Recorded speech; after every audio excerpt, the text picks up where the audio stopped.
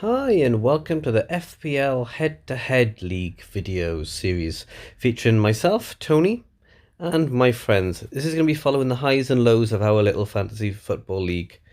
Now this is a head-to-head league as opposed to a standard league. Every other video online seems to be following the traditional method. Everyone's giving you good advice on how to get a red arrow or a green arrow and play the long game. The head-to-head league isn't about playing the long game, it's about beating the person you're up against. Getting that 3 points. Wins versus losses, not how many, if you get a green arrow or a red arrow. I've no idea where I end up in the world, I just care about how my head-to-head league and where I end up. Now our league isn't featuring the best players in the game. Most of this isn't going to be about giving you advice on what people you should be choosing.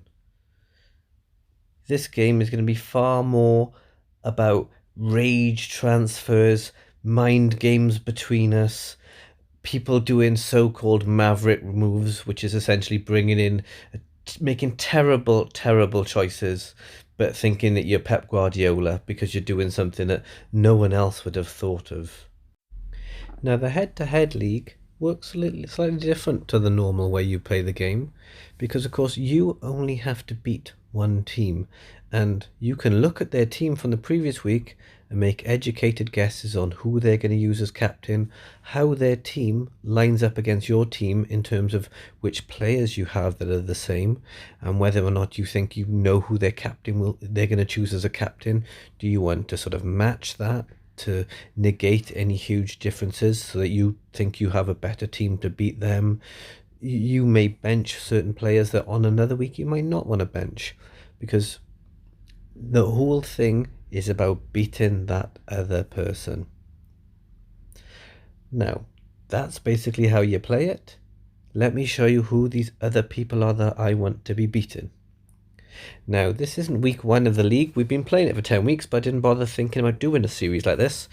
So what I'm going to do now, show you the league table, and then I'm going to run you through some of the guys. Well, all the guys. Okay, so here's the league table. At the moment, I am top. Contrary to popular belief, that's not the reason I decided to do these video series.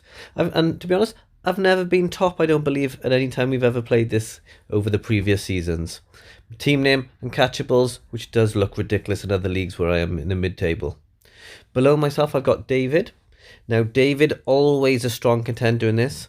Although one year he finished bottom of the league whilst having the highest overall points total, which does show that head-to-head and normal don't necessarily work in the same manner.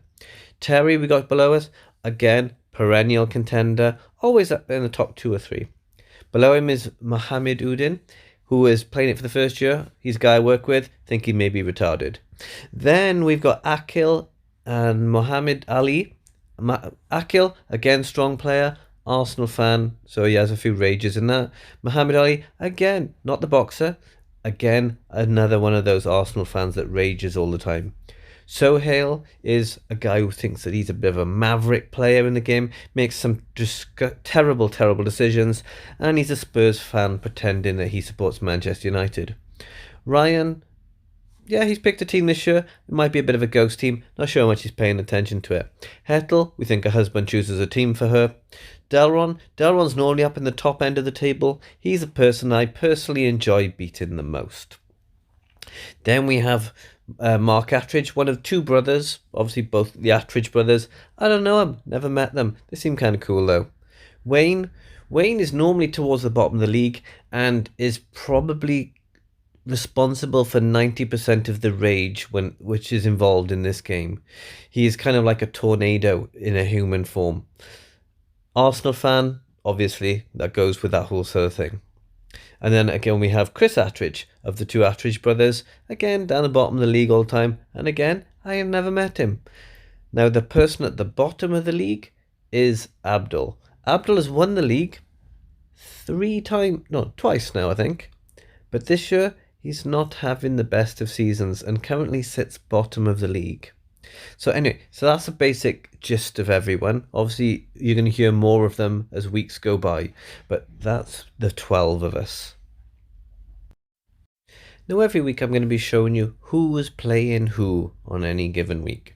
And then I'm going to talk about who I'm playing and what my team changes are and what that relates to with my opponent's team, and also any of the big games between us, all of the different teams. Now this week the biggest game is, I think, involving top versus bottom, me versus Abdul. But as I said, if there's other week where there's more important, more interesting games, I'm going to be talking about them as well. Even though, of course, I'm not going to know what changes they're going to make, because the boys are probably going to lie to me if I do, if you do ask anyway. Now, this is my team at the moment. It's looking pretty strong. Quite happy with it.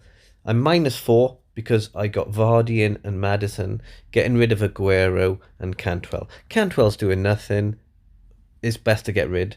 And Aguero, I can't have games where he's not playing. He's playing half of the games, because in head-to-head league, that's costing me dearly. You can have a crap striker, but if he's playing, he's going to get points. Aguero, he can get 1,000,000 points next week. It doesn't matter. I'm still going to lose this week, and I don't want to lose games. Now, at the moment, I'm using Sterling as captain.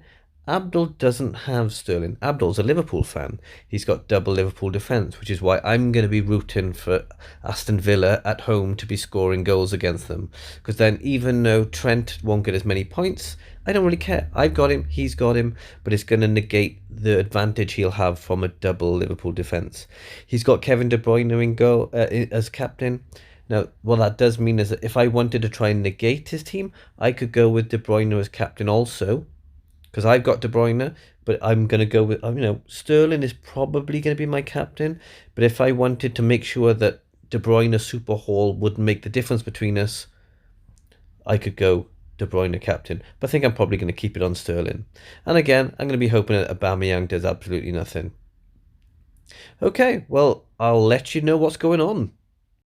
Now, the follow-up video to this will be what happened in our matches, the arguments, the complaining, all of that sort of stuff that'll go on in the WhatsApp group between us all. And basically, I'm going to fill you in on what's going to be happening. So every week there'll be a video saying who did what to who, why they were robbed, people, the bad decisions, the mocking, the criticism, and the general, the things that make fantasy football great. So I'll catch you on the next video. Bye bye for now.